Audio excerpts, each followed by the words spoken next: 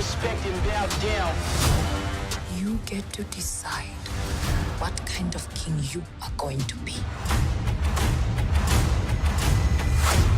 Don't freeze. I never freeze.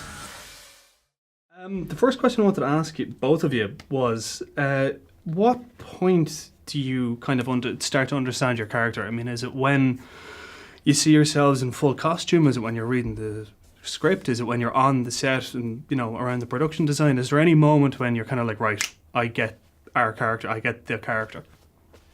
I don't think it's that linear.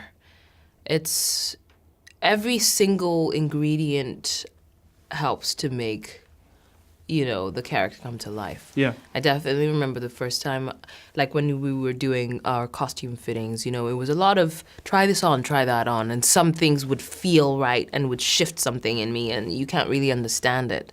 And then, of course, then there's the moment walking onto set for the first time or, you know, getting into hair and makeup. So it's quite, it becomes this ritual you do every day, and sometimes you feel more in character than other times, you know? And you hope and pray for those moments where it feels like a synergy. Yeah. But I don't think it's something you achieve and then just coast. Sure. Yeah. Yeah, and I think it's firstly very dependent on the project, like, and how, you know, sometimes characters come faster, but there's always a struggle to actually really absorb another human being and allow them to transform you and take basically use you as a host, you know.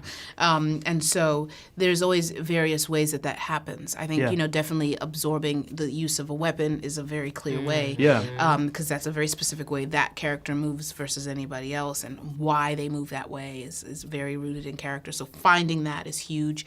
But also, I remember one moment for me when I stepped into the tribal council room, which is a room where they have all the, you know, where the circle is and the throne is. I remember I basically spent a week in that room. That week I was shooting, like I was in every scene. I just like kind of camped out in that room and just called it a week.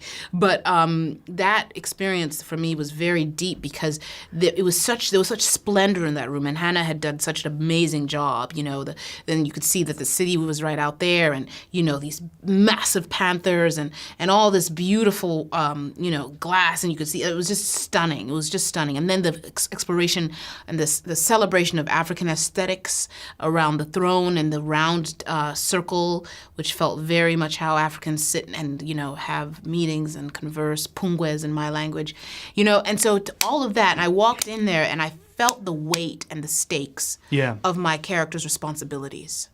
How this is a nation that she wants to preserve and protect, and that comes with, and she wants to make sure that this thrives and strives. And she's been given that responsibility, and it weighs heavy on her. But it's also a joy and a pride to do so. There's something in just stepping in that room that just clicked a lot of that for me. Yeah.